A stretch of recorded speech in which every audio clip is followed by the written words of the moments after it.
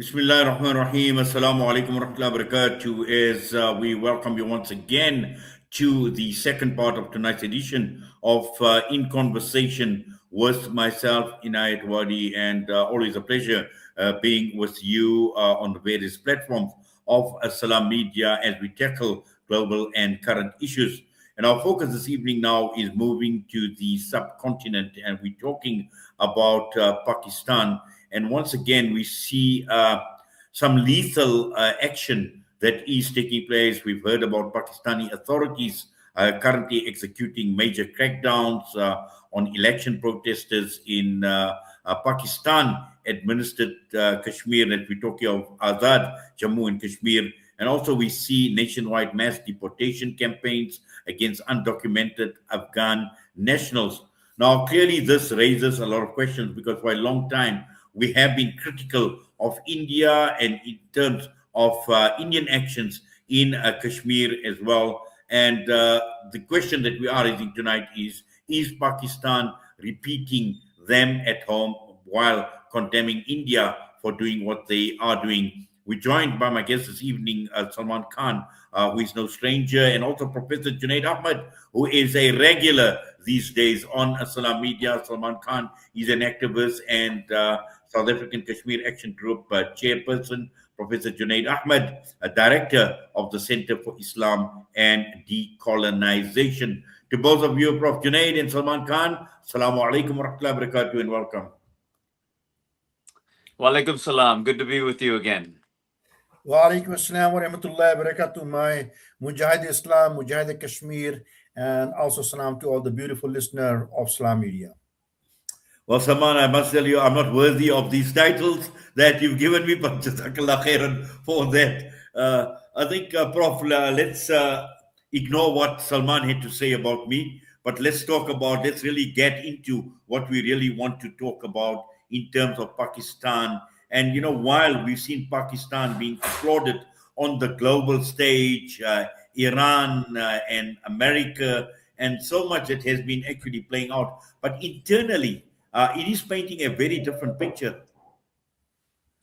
Unquestionably, this has been the problem over the past few months, and if not longer, that the geopolitical maneuvering that Pakistan has been doing. By Pakistan, I mean Chief of Army Staff, Field Marshal, Trump's favorite Field Marshal, Asim Munir, as well as the Prime Minister Shehbaz Sharif. The international media and the world in general see these two characters as these peacemakers trying to mediate between the United States and Iran and trying to resolve the world's greatest crises wherever they can go. The problem is that internally the country is imploding, and we're obviously going to speak about specifically what's going on in Kashmir right now, but it's not limited to Kashmir, whether it's in Balochistan, KPK, the ongoing repression against the largest, most popular political tendency in the country, Pakistan Tehreek-e-Insaf, as well as the persecution of former Prime Minister Imran Khan. So this is the context in which the uprising in some ways in Kashmir is happening. That is to say, it is directly connected to the way in which Pakistan's rulers, and again, we're talking about Field Marshal Asim Munir specifically, is trying to conceal the domestic troubles, to put it mildly, by presenting himself as this global diplomat trying to resolve every single conflict throughout the world. Well, certainly, Prof, and let's bring Salman into the discussion. Salman, you've been a regular on Salam Media, and particularly with regard to Kashmir and the position that you hold as far as the South African Kashmiri Action Group is concerned. But again, it's a discussion that we've had year after year regarding India and Kashmir, and all of us have been critical of India, but looking at Pakistan and the justification for the criticism. They've criticized Kashmir, condemning military control, demanding self-determination, rejecting so much in terms of even the political status as far as Kashmir is concerned. And just looking at what is playing out in Pakistan, your initial thoughts, your initial reaction, and we'll get into detail after that. Well, Jazakallah for having me. And Inad bhai, we've been talking for the last 29 years on the issue, and you've been a stalwart on the issue, and you have done many, many programs along with it on Islam Media before many other radio stations that you serve.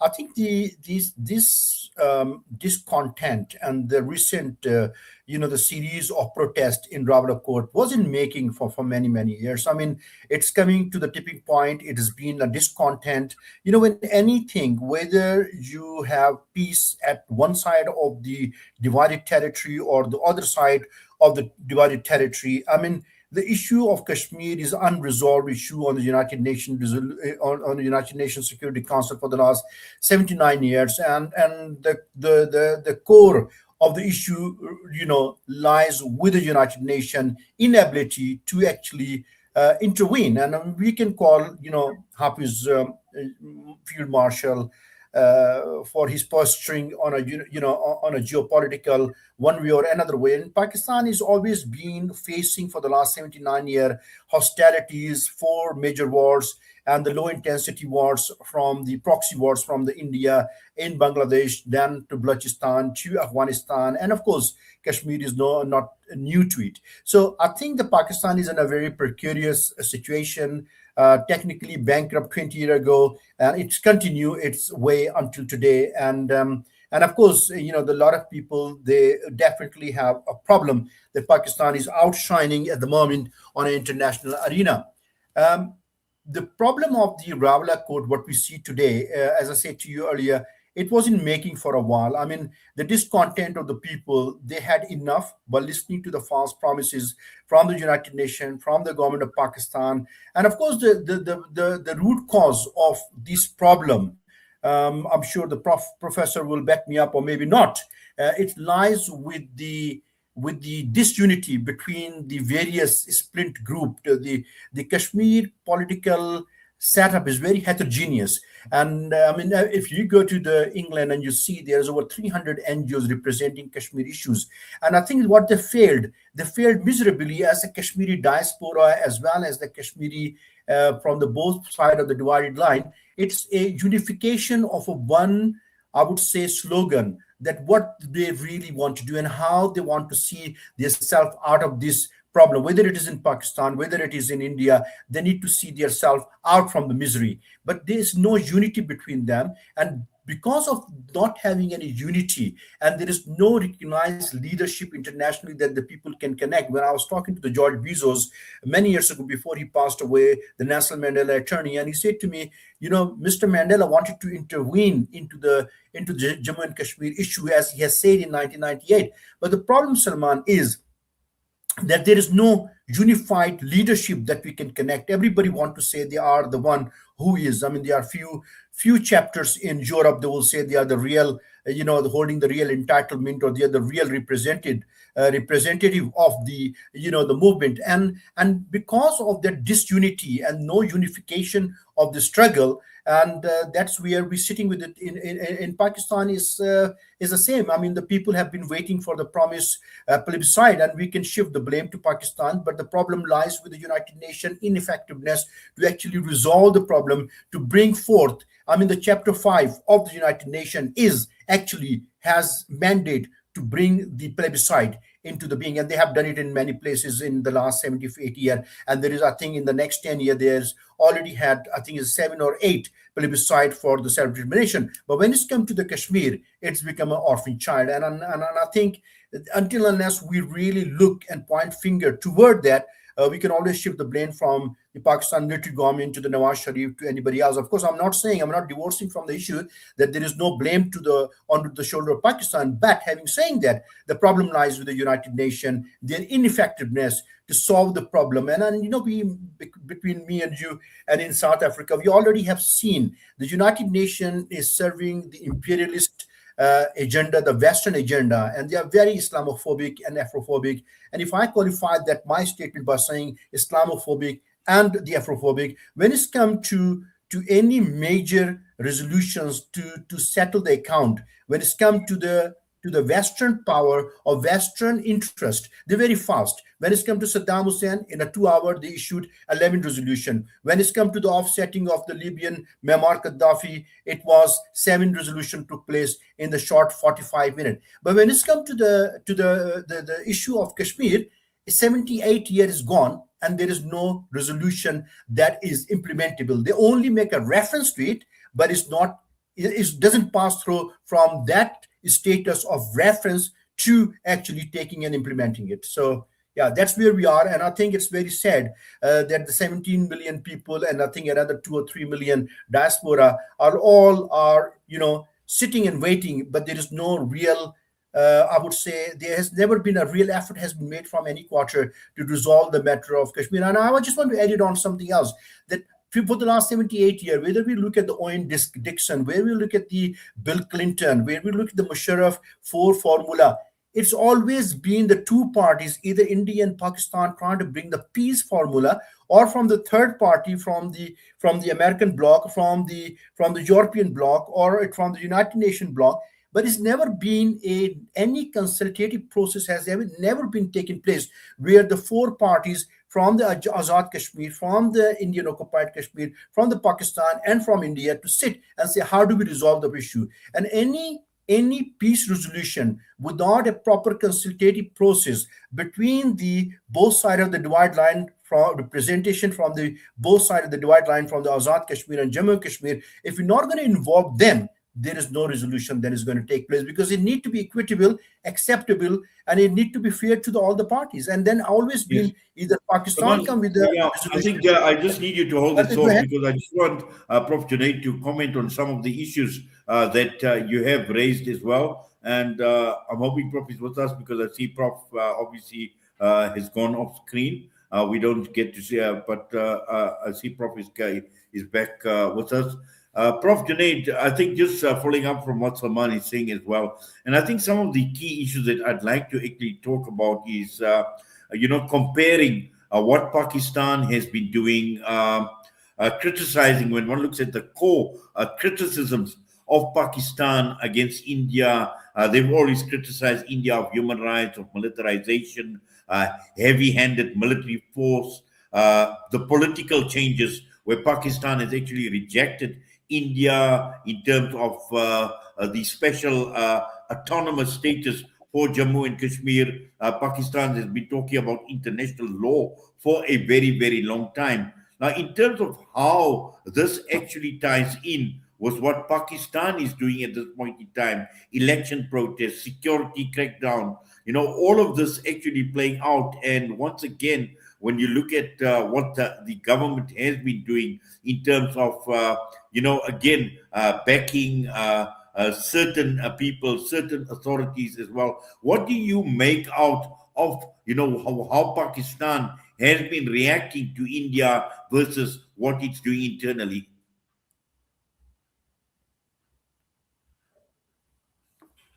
Prof. Junaid?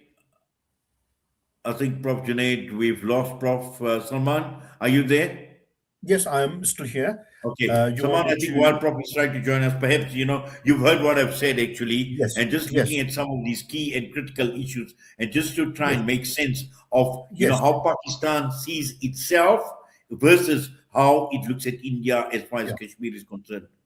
Yeah, I'm sure you know my standing on the issue of Kashmir. I don't advocate for Pakistan or only for the Azad Kashmir. I look at it, and you know very well, a peace, eternal peace in the valleys, which is the both sides must be unified, and there should be a lasting peace. Action of anybody breaking the international law, whether it's a local operation or international, it's just not acceptable, whether it is happening across the border in the Jammu and Kashmir, in Srinagar, or taking place in the Rawalakot. It's totally unacceptable. But we do not know actually the intensity, brutalities, or we do not know the loss, or we do not have the, I would say, proper estimate at the moment. But what I heard and what I see from the many international news channels, there is a crackdown, there has been heavy-handed handling, and there is many other issues has been reported. And of course, we always need to understand and respect the international law, and the people have a right, inherited right, enshrined in United Nations resolution as well as in Pakistan Constitute, Yes. that the Salman, I people see should Prof has live in. joined us. Sorry for Yes. Salman. Prof has joined us. Prof, I'm not too sure how much you heard or what I had actually asked earlier on here. Do you want me to repeat? No, no, I heard as soon as before I got off, I heard what you were saying. You see, brother, this is the tragedy at the moment. We have spent a lifetime uh, speaking about documenting the atrocities, the brutal military occupation, the state terror of India in Indian occupied Kashmir. This has been one of the central issues for people like me. This and Palestine have been issues that we have raised as the longest, most militarized occupations on the planet. And so, while many more people globally know about Palestine, once you actually inform them of what's going on in Kashmir, they see the clear parallels in what's going on. And so, that has been a central issue on our agenda in terms of global activism and opposing the Indian occupation and relating it. In fact, it's become even more salient and pronounced with regard to the way the Hindutva right wing fascist movement it has engaged in pervasive Islamophobia. And so Kashmir is also related to that Islamophobic violence that the Modi regime has enacted. Now, the tragedy right now is that we are seeing, of course, nothing at the level of what the Indians do, but we are seeing a severe crackdown, severe repression of the voices of Kashmiris that this joint action committee we were speaking of. We have to understand this actually emerged as a fairly apolitical movement. It had simply demanded that the government address the skyrocketing inflation, electricity bills, price of food goods, flour, wheat, and so on. These were just very basic demands. Of course, they got no response from the federal government. And here it must also be said that part of the problem, which now has converted this effectively a social movement around economic issues into a very politicized movement, is the fact that the Kashmiris in Pakistan, Azad Jammu and Kashmir, Pakistan administered Kashmir, do not feel like they have ownership, political ownership of the affairs of their area, of their people, and that is really controlled from the center, from Islamabad, from the federal government. And that's where we get to what I'm not sure if you've already been to it, maybe I lost it, but these 12 seats in the Kashmiri parliament that are reserved for Kashmiri refugees that came from Indian occupied Kashmir and that may reside anywhere in Pakistan. And so the resolution to this problem a while back was to say that, okay, 12 of those seats will be for Kashmiris anywhere in the country. Now, the problem is that in principle and on paper, that seems all right, nothing wrong with that. But in practice, what is happening is that the federal government, the Pakistani government, is using those 12 seats, those 12 Kashmiris that it handpicks as a way to manipulate the elections in Kashmir and to tip the balance towards political forces that it wants in power. And therefore, it has criminalized and effectively called groups like the Joint Action Committee as terrorist formations. And so this is where the grievances are erupting at the moment.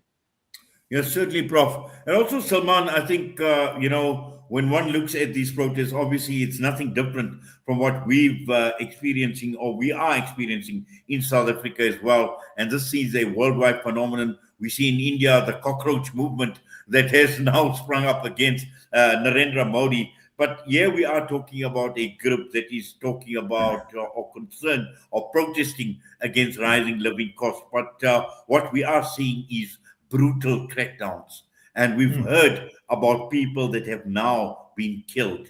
And this is a case for concern because now we are seeing, something a lot more dangerous starting to evolve out of protests who are from people who are basically saying, listen, we can't afford to live.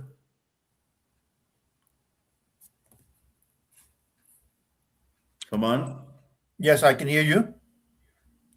I don't know whether you've heard what I said. Yeah, I hear. I did just a little bit of a gap. Do you want me to respond to it?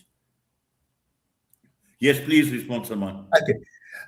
Look, we need to put some sort of a context. I think the professor brought the issue of 12 seat. And look, why the 12 seat was brought in. And I'm not defending the stance. They are constitutionally bounded, and it was implemented in 19. It was, I think, the Refugee Movement Act of 1960 that the assembly adopted, that there will be representation of the refugees from across the border. Can you hear me?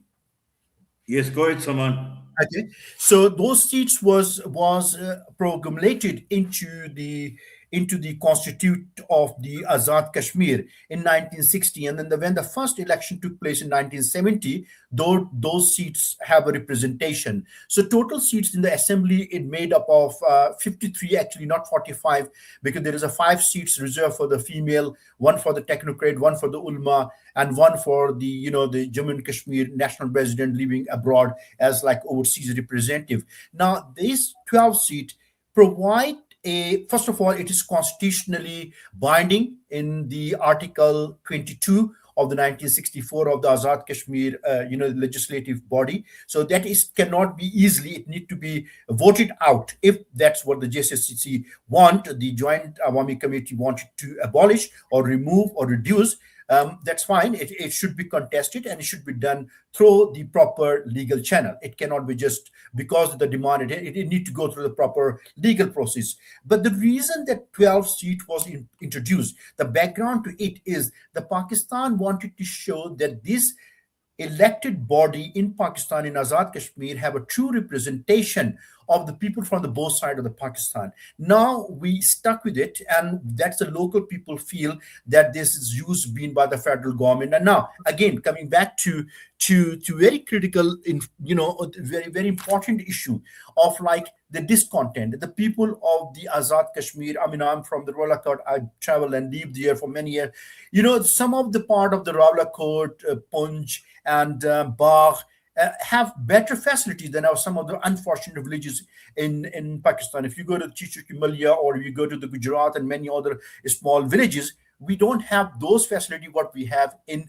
the Azad Kashmir. But Azad Kashmir has been shortchanged in terms of its development because it's a hot border. It is always active border. So yes, the people of Kashmir definitely need better life. They need road, they need airport, they need many others. So their discontent is justifiable, but the using of the force and using of the, I would say, some sort of a ransom technique, that's where is at the play. And of course the military is taking action because it's a hot border. It's very close to the the line of control. So these things are now coming back to the point. The total GDP of the Kashmir is 4.9 billion US dollar.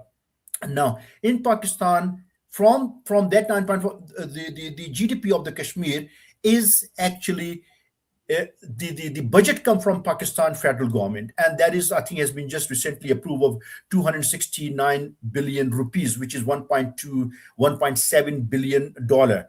Now that money is nowhere near that collected from the taxpayer from the Kashmir, because the Kashmir does not have any industry to speak for. It's only the agrarian society. It's just a very primitive, I would say. There is no industries there. If you speak for the industry or for our land, that there is no proper growth. There is no industry. There is no taxation. Is very very small portion of the tax. So majority of the taxation or the money is being allocated towards 269 billion rupees. It's come from Pakistan. Now the problem is that yes, of course, the inflation is ultra inflation, and the people are feeling the burnt after the COVID.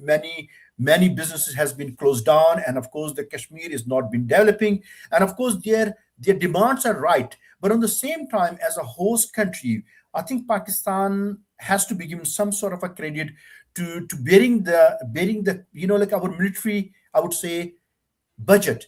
78% to 80% goes into the defense of Kashmir, not only politically but also arms resistance as well as the army on the border. So I think it's as a host country of the refugees or the Azad Kashmir, as whole Pakistan, we have to give us some credit. Yes, they have been coming to the party, they have been subsidizing the cost, but on the same time, if you're not developing the industry, if you're not developing the Azad Kashmir, our country, road, railage, and many industries, those are can be, then of course now the people are finding the youth, like in South Africa, if the youth is coming out because there is 7.5 million youth unemployed, and then our manufacturing sector is declining all the time because we have a cheap import. Same goes to the Azad Kashmir. The people, the youth, the generation after generation, they're seeing themselves suffocated. There is no liberation. There is no sight of any referendum. So what they do, I mean, now most of the people, they get exported to go overseas and work and send the remittance, but that's not the solution. So at some point in time, I think maybe that could be the time. It is not ideal way of looking at it, but maybe this is the time that some sort of a national discourse need to take place on the level of Pakistan and across the border or international level, that the resolution of Kashmir need to be taken place by the United Nations. So I think there are some hard fact that we need to consider, and I'm not defending the military regime heavy-handedness.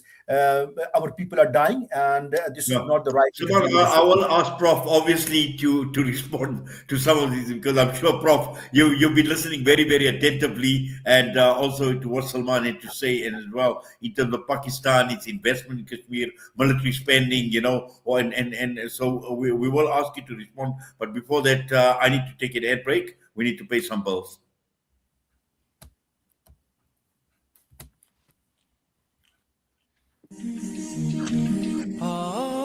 Across Sudan, starvation is tightening its grip. With rising food prices and widespread malnutrition, 8.7 million people are now facing emergency or famine-level hunger.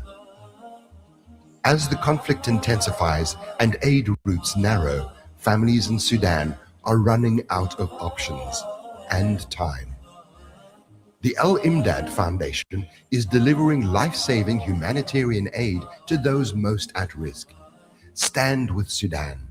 Donate online at alimdad.com or call 0861 786 243 for more information.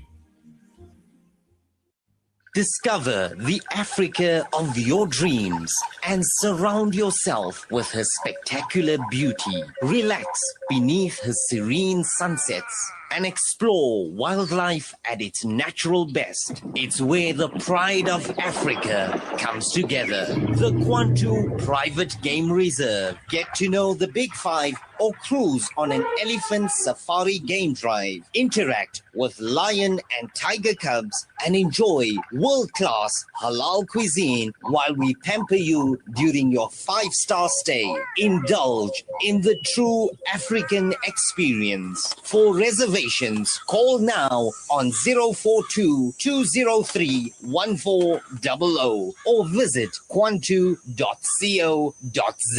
The Kwantu Private Game Reserve, the place of gathering. Shimmer, sparkle, captivate. Nothing less than a masterpiece. Droplets of gold inspires precious design. Platinum bursts with intricate freshness, and every pure diamond becomes more than just a girl's best friend. Voda Gold Gem Jewelers, where timeless dreams become a reality. Come to us. We tailor-make designer gold, platinum, and diamond jewelry. Trade in or remodel your old gold. Clad yourself with classy name-branded watches. We offer insurance valuation and freezer card calculation. Visit us at 534 Ridge Road, Overport, or call 031-208-9142. Voda Gold Gem Jewelers, manufacturers of fine gold and diamond jewelry. Are you banking with convenience, transparency, and flexibility? With Al Baraka Bank's transactional banking account, you can enjoy convenient everyday banking designed around your needs. Benefit from zero fees on point-of-sale transactions and manage your banking easily through Al Baraka's secure mobile banking app and internet banking platform. From everyday payments to managing your personal or business banking, Al Baraka makes banking simple, transparent, and convenient. Visit albaraka.co.za to learn more. Al Baraka, your partner bank. Al Baraka Bank Limited is an authorized financial services and credit provider. Right now, in lands many of us feel deeply connected to, a mother holds a sick child, worried and fearful as she knows her nearest hospital has been destroyed. This is the mother we go beyond borders to reach. Doctors Without Borders is there in the world's toughest places. We go where others can't or won't, and we go immediately. When you give to us, we go even further. Visit msf.org.za/sadaqa, that's SADAQAH, and support Doctors Without Borders today. Doctors Without Borders, we go there. Listen to something fresh. Listen to Salam Media.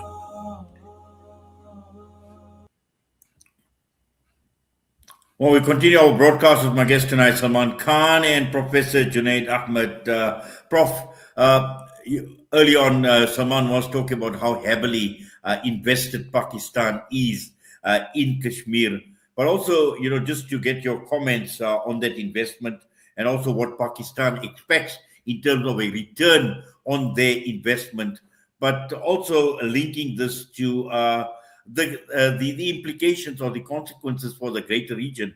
Because on the one hand, we've got this issue of Azad Kashmir that's come up. On the other hand, you've got this crackdown on Afghan immigrants, so it's impacting on the other side of the border. The spat with India is taking place. Bangladesh, the relationship is somewhat lukewarm. And just to understand where this, puts Pakistan politically, but also in terms of what Pakistan's expectations are in investing in Azad Kashmir. Right, and Aisab, I'm glad you put it in the way of the investment that the Pakistani state has put in to Pakistan administered Kashmir, because then that gives you a sense of kind of what's going on. But before that, I do want to say that one of the reasons that Pakistan and the Pakistani military specifically has had a very, in a strong position on Kashmir has on the one hand, one can say it's a very principled position. It is the moral position to oppose that type of Indian state terror and brutal occupation in Kashmir. But I think that most of us now have lived long enough to see that a perpetual conflict with primarily India has also served the interest of the military establishment to year after year to increase their military budget and to always portray itself to the population as the guarantor of their security against India, and Kashmir is the kind of the battleground where all of this takes place. So on the one hand, we also have to understand that it's not just for benevolent reasons that the Pakistani military takes so much of an interest in this issue. But the other thing is that the word that you used is absolutely right. An investment is something in which you want a return. And so I think that this is the problem, that the Pakistani state often views places like Kashmir, but also it's brilliant and it's perfect that you raise the issue of the Afghans as well and the Afghan refugees. In some ways, it wants to create these types of dependencies, and that we will supply you with the minimal goods you need for sustenance, but in return, you are not allowed to politically mobilize and express what you want. And this is a model that unfortunately we have seen in the history of Pakistan, and that eventually led to half of the country breaking off and becoming Bangladesh. So I think that it's the political grievances that exist, whether it's in right now in Kashmir, Pakistan administered Kashmir, or in Balochistan, or in KPK, and especially as you're mentioning what we're seeing right now, and that is with the Afghan refugees. It seems like that the Pakistani establishment is now deeming all of these categories of these populations as insufficiently loyal and obedient, and therefore is conducting these really, I mean, repressive operations that you may be aware of in terms of the Afghan refugees. The deportation has begun, and in fact, what we're now learning that many of these are not Afghans in the first place. They are just or Pashtun citizens of Pakistan. So I think that is the model that people are questioning. That yes, it has been wonderful that the Pakistani state has allowed these populations to stay in the country, to somewhat flourish as well. I mean, not to the degree that often people or the state exaggerates, but relatively have stable, peaceful living conditions in the country. But as soon as they ask for meaningful political participation to advance their own demands, that is when it seems like the state cracks down very hard on them and makes a scapegoat out of what, especially right now, out of the Afghan refugees. And in terms of Kashmir, we see it. This Joint Action Committee political party, first of all, banning them, now declaring them a terrorist organization. We see the parallels. What has happened with the largest political tendency in the country? That is Imran Khan's Pakistan Tehreek-e-Insaf. The same thing. They're banned organization. They're terrorists. All the individuals like Imran Khan are deemed terrorists. So this is I think the game that we see played again and again and again, and we have to be incredibly wary about the way the Pakistani establishment uses these different communities for its own, to advance its own very parochial interests when it comes to all of these different communities. Absolutely. And also, Salman, I think the fact that you spoke about Pakistan for decades have been calling on the United Nations to resolve the Kashmir issue. But against what we are seeing happening at this point in time, we're seeing an international backlash against Pakistan. We see even the United Nations Human Rights Group office expressing grave concern over the criminalization of civil society, the use of lethal force against protesters. And again, does anyone take Pakistan seriously, where Pakistan is now crying out, do something about Kashmir, but on the other hand, facing this type of backlash and criticism? Yeah. Okay. Look, Pakistan cannot plead total innocence in the way it desired to.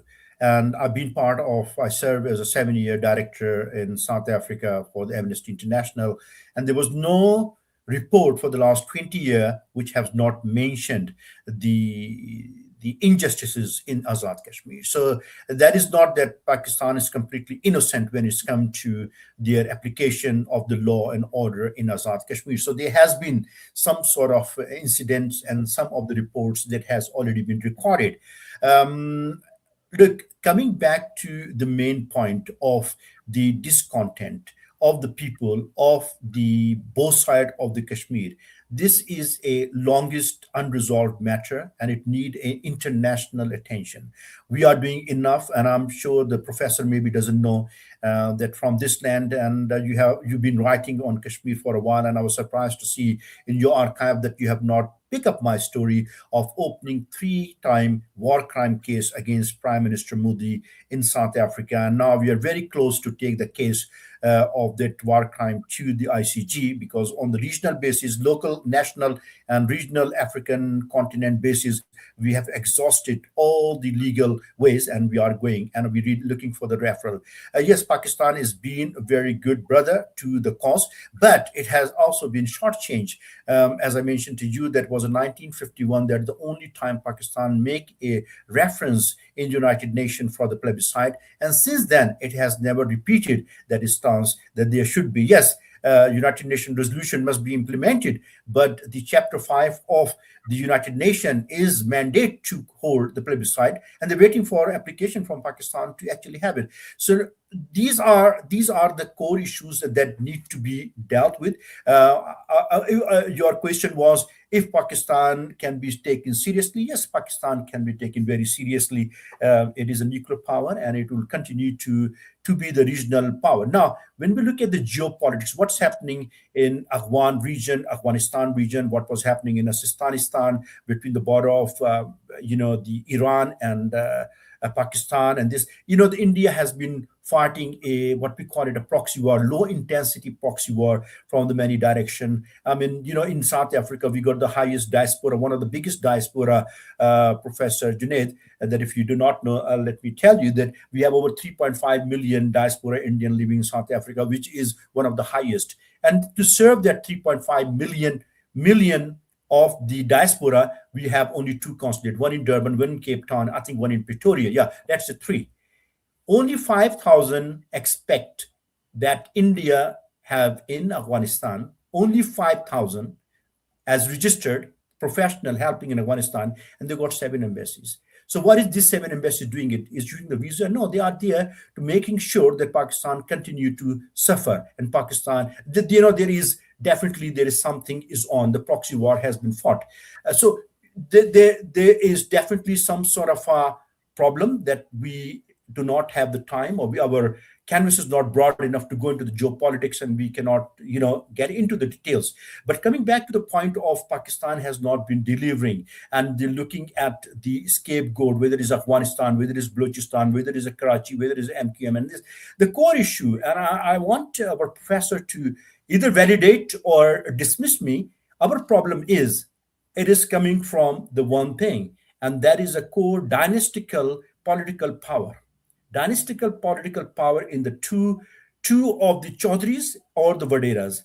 Either for the last 30, 40 years, or since I born, I've seen either the Bhutto family ruling the Pakistan, or the Punjabis, or let's say, not the Punjabi, because you're the Punjabi, I don't want to say that the Kashmiri is either the Nawaz Sharif, it's like we call it a musical chair.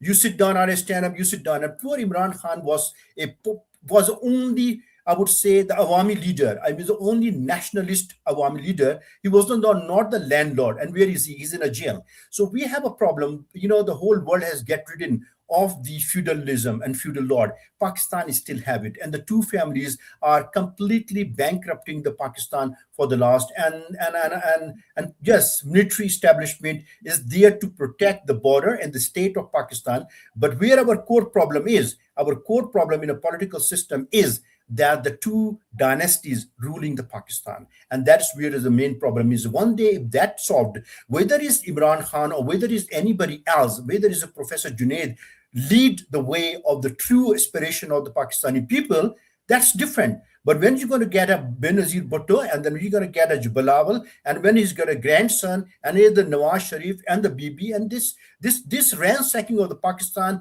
and the bleeding of the Pakistan will continue. And that is, I think, our military government and the state need to come out from I call it like, Islamabad, the policymakers are living in a quake and mendak, they think the valley, this is my world and this is the way it is. They're still reading the foreign affairs in Pakistan, still reading the books from the 1947. They have not changed. They have not adopted. They are not actually worldly enough to be engaged to understand the true way of living in the world. And when you look at the outdated Kashmiri policy, they still think the Pakistan, Unique Kashmir banega Pakistan. But this is their I would say very narrow mentality to think that Kashmir can easily be part of Pakistan. And it need to be broader thinking. And then the people need to come out and start actually opening up the widen of their political thinking. They're not matured enough as a leaders to understand that the Pakistan is not in isolation.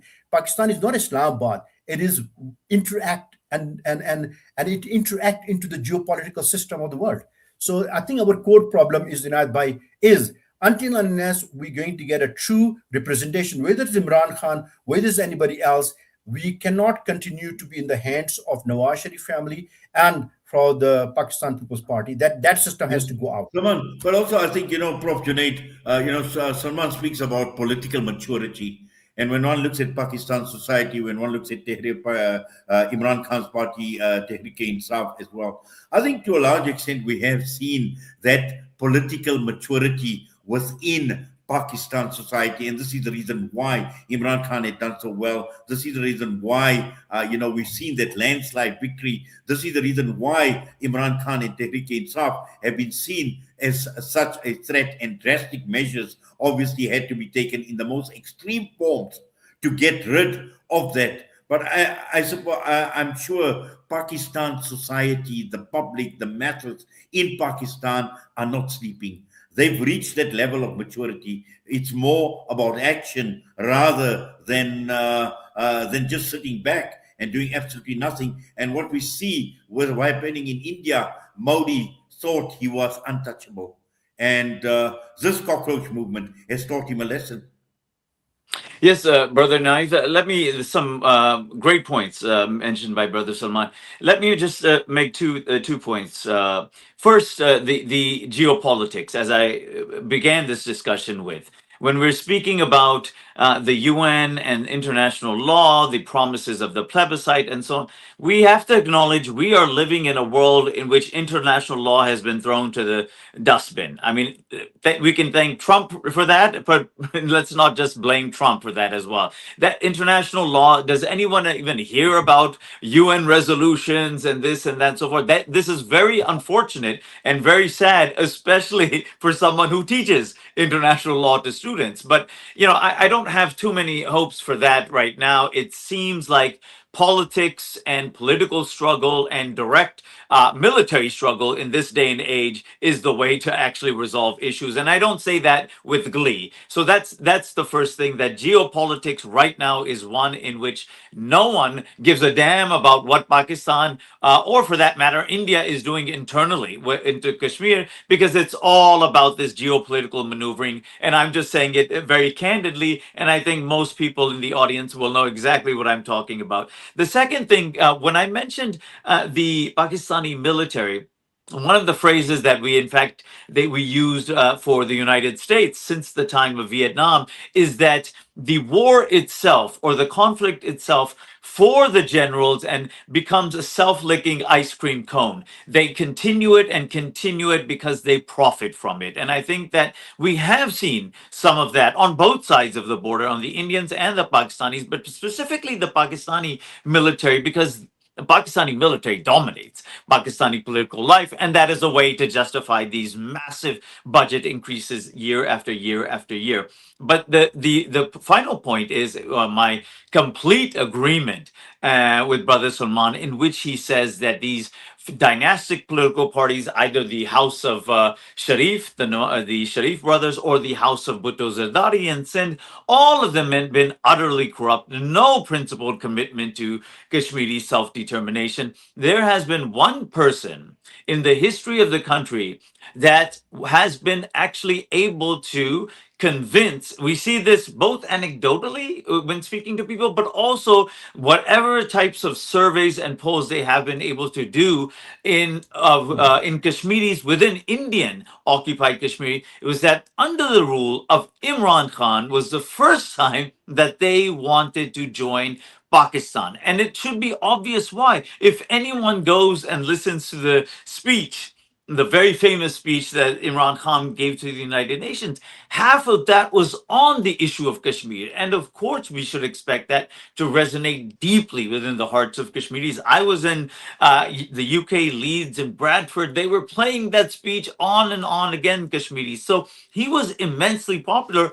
You go from that to now this regime that is engaged in massive repression. Dozens have been killed already. So it's a very different situation right now. And I think that you're absolutely right, brother, that we are now in a situation in which the Kashmiris inside Pakistan are begging, in some ways, the rest of the Pakistan to stop what the state is doing. Unfortunately, Kashmiris right now are not the only victims. Come back to Khan and the Pakistan Tehreek-e-Insaf. Look at their condition. They can't even mention the name of Imran Khan without going to prison. And you see what's going on to Khan. So whether all of these factors are related to each other, and I think that the issue of the better conditions of Kashmiris within Pakistan is directly related to the better conditions of all of these struggles. First and foremost, the struggle of the most popular political figure and his political tendency in the party. And right now, even in Pakistan, it's very sad for me to say this, it is in a very authoritarian and repressive situation at the moment that needs to be opposed by all Pakistanis. Yes, Prof. I see we've got about 2 minutes. Salman Khan, final thoughts in a minute, 60 seconds. Well, I mean, you know what? Action and reaction happen in opposite direction, the law of Newton. And I hope this agitation in the Rawla court will bring about only the best. And the people, look at what we call it, Arab Spring start. One student was killed illegally by the police, and he was just trying to make his living, and then the whole of the country gone into the revolution. I'm not saying this is the start of a revolution, but at least it's going to bring some sort of a different dynamics into the struggle of our people from the Kashmir, and hopefully the international community will take more, and most importantly, the Kashmir diaspora need to play the big part into the formation of some sort of a unity, and not everybody need to be a chairman of an NGO, and I can go on and on and on, but I think the unity is required, and that's I won't important. allow you to go on and on and on tonight, Salman Bhai. Unfortunately, time is of the essence. Jazakallah for that. Prof, just some final thoughts from you. Well, I think that coming back to how Kashmir and other parts of Pakistan, the problem that many of them have, that even if their socio-economic conditions are relatively good, and in many parts that isn't even there as well. But again, we were talking about the issue of political representation and political assertion within the body politic of Pakistan. I think what is being rejected right now, and what has been rejected from time and time again, all the way going back to East Pakistan and Bangladesh, is the paternalistic way in which the federal government behaves towards these provinces and these areas of Pakistan. Again, be it then in East Pakistan, now in Azad Kashmir, towards Balochistan, KPK, Sindh, the other provinces outside of the dominant province of Punjab, what they resent is this paternalistic attitude towards them, that we will resolve all of the issues that you have, we will take care of you, but you do not have to get involved and assert yourself politically. I think people in Kashmir and other parts of the country are fed up with that they still are very loyal and patriotic Pakistanis, but they do want more of a say-so in how their futures are determined, how governance will take place within their own localized areas. So basically, some type of autonomy and sovereignty within the larger context of the Pakistani state. I think that's a central demand that the Pakistani establishment needs to take heed of if they want to resolve these issues. Well, Jazakallah khairan so much for that. And unfortunately, time has run out. I wish we had a lot more time, but to both of you, Prof. Junaid Ahmad and Salman Khan, Jazakallah for your time with us right here on Salam Media. I just found it just so robust in terms of the discussion, in terms of the analysis and the unpacking of the topic. And I think we barely scratched the surface. It's a huge topic. It's a massive topic as well. But at some point in time, obviously, we will connect again. But for now, Assalamu alaikum wa rahmatullahi wa barakatuh. Wa alaikum assalam. Jazakallah Inayat Bhai and Salman Bhai. Take care. Assalam. Thanks, Prof. Jazakallah Inayat Bhai. We'll speak soon. Jazakallah. May Allah reward you. Ameen. Ya Rabbil Alameen. Well, that brings us to the end of tonight's edition of In Conversation with myself, Junaid Wadi. And once again, very, very powerful, power-packed discussion with the panelists this evening, both Salman Khan and Professor Junaid Ahmad, in understanding the dynamics that are playing out in Pakistan, and also some of the the greater regional issues in terms of how these developments are playing out. And with that, I'm signing off from myself and the team here at Salam Media. Assalamu alaikum wa rahmatullahi wa barakatuh.